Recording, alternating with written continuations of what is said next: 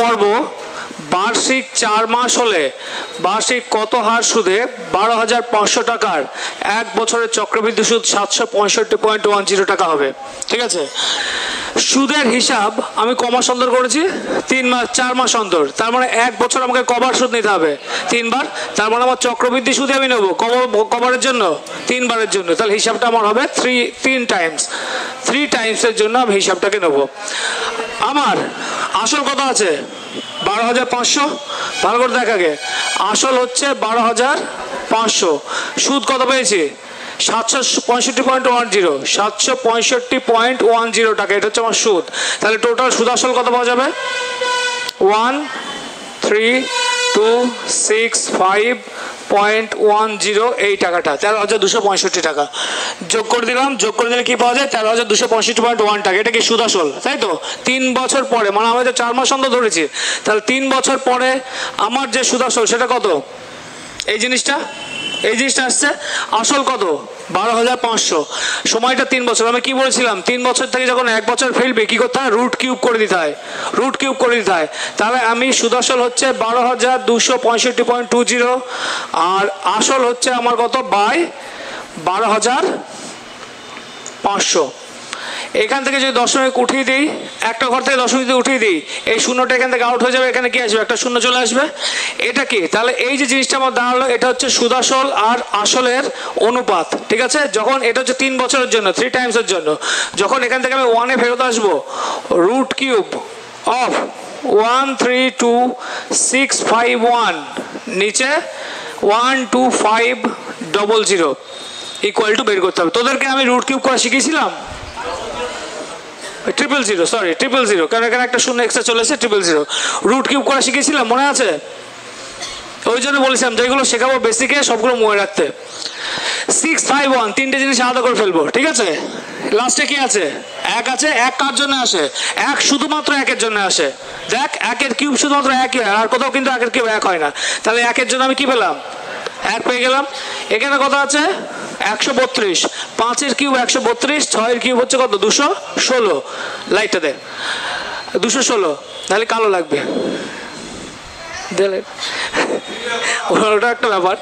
আচ্ছা 216টা তো নেওয়া যাবে না, কারণ কি, কারণ সবসময় কমটা নিতে হবে, আর কম নিতে গেলে কিনতে হবে 132-এর কাছাকাছি আছে 5 আছে, তাহলে এটা কি হয়ে যাবে 51, উপর হয়ে গেলে 51, তাহলে ডাইরেক্ট এইটা রুট কিউব কত 51, সহজে বের করতে পারলাম। 125-এর রুট কিউব কত হয় 5 হয় না, 5 তিনটে শূন্য আছে, যখন বেরোবে কটা শূন্য হবে, একটা শূন্য হয়ে গেল। তাহলে এইটা প্রথম বছরের পরে আমার সুদ আসল 51 টাকা আর সুদ হচ্ছে 50 টাকা, তাই না? তাহলে সুদ পেয়েছি কত 1 টাকা, সুদ আসল 51 আসল 50, তাহলে সুদ পেয়েছি 1 টাকা। 1 টাকা সুদ পেয়েছি কার উপরে 50-এর উপরে, তাহলে 100-এর উপর কত হবে 2/100, তার মানে হচ্ছে 2%।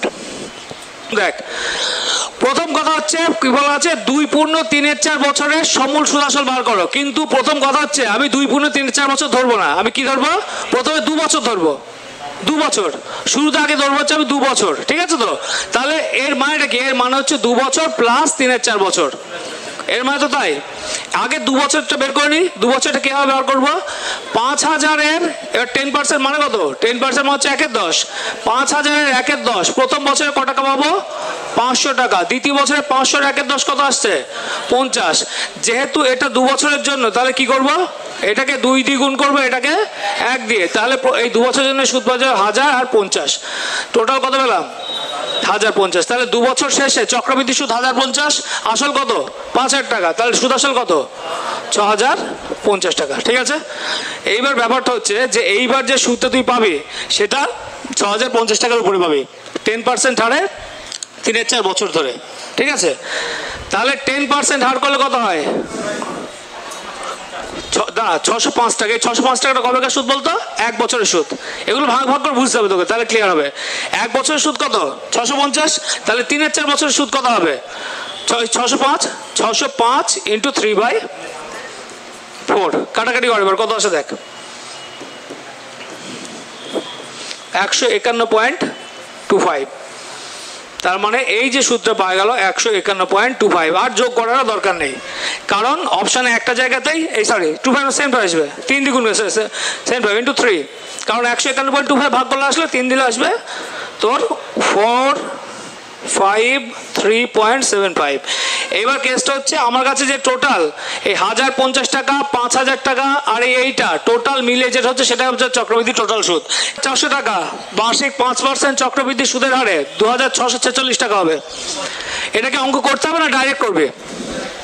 অঙ্ক করার দরকার নেই এসব অঙ্ক, কারণ দেখ 2400 টাকার আগে এক বছরের সরল সুদ আমি বের করে নিই, কত আসবে সেটা 5% মানে কত 1/20 না, ডাইরেক্ট 1/20 দিয়ে গুণ করে দেয় কত 120। দেখ একটা সিম্পল ব্যাপার, প্রথম বছর সরল সুদ 120, দ্বিতীয় বছর তুই সরল সুদ 120 পাবি, কত পাবি 240 টাকা, কিন্তু এখানে সুদ এসছে কত 246 টাকা, একদম দেখ কার কাছাকাছি 240 আর 246 কাছাকাছি না, তারপর 6 টাকাটা সে এক্সট্রা সুদ, তাহলে তো 2 বছর বোঝাই যাচ্ছে ক্লিয়ার, কারণ 3 বছর হলে এটা কত হয়ে যেত 360 টাকা হয়ে যেত, 4 বছর হলে 480 হয়ে যেত, আর দরকারই নেই এই যে ডাইরেক্ট, বুঝা গেল? এই সমস্ত যখন সময় বের করতে হবে তখন অঙ্কের ফর্মুলা ইউজই করবো না, আর জাস্ট এক বছরের সরল সুদ বের করবো, দিয়ে দেখে নেবো যে কত দূর গেলে সরল সুদ চক্রবৃদ্ধি সুদের কাছাকাছি আসে, কারণ চক্রবৃদ্ধি সুদ মানে হচ্ছে সরল সুদের একটা খুব ছোট একটা পার্সেন্টেজ, ঠিক আছে?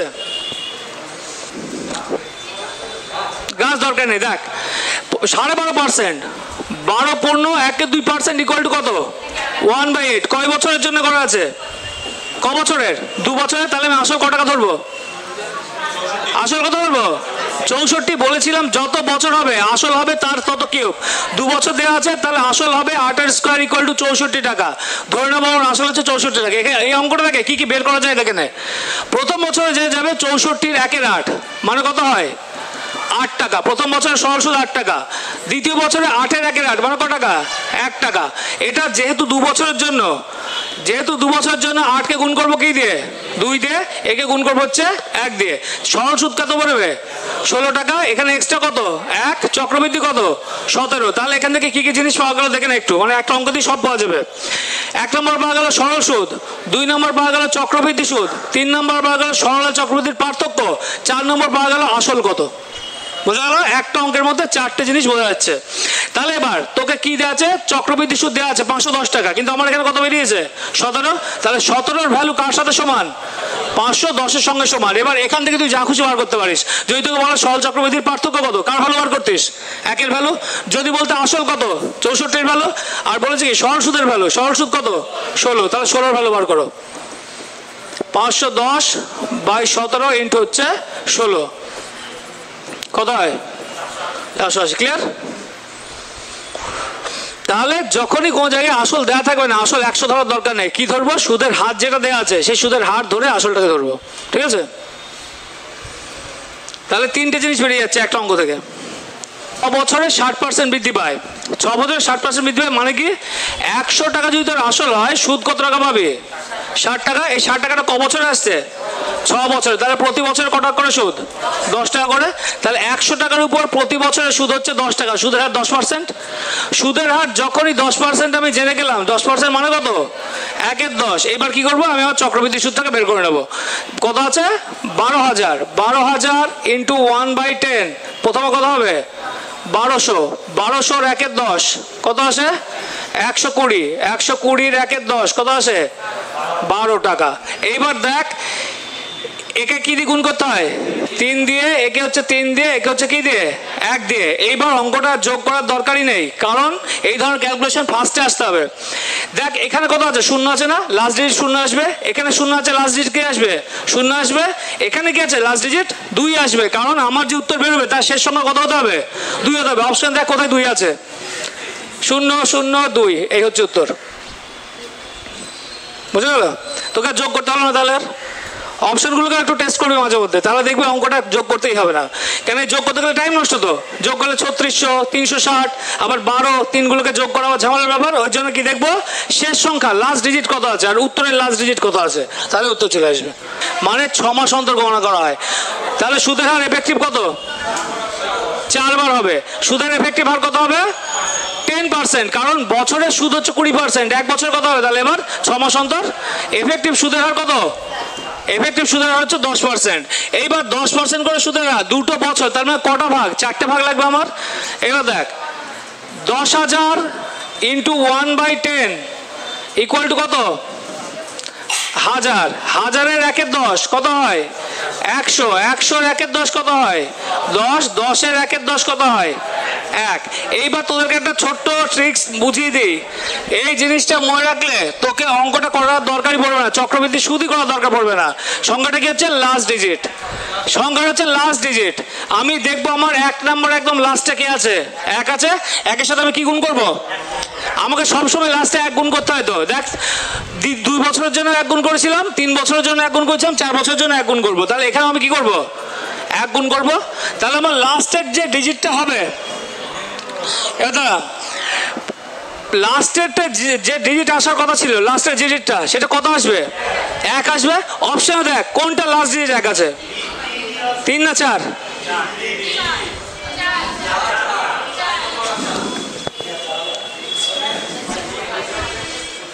ঠিক আছে। আর যদি 4 বছর বার করতে চাস কি দিয়ে গুণ করতে হবে? 4 বছরের জন্য 4641। আমি 2 পর্যন্ত করে দিয়েছিলাম। একটা কি ছিল?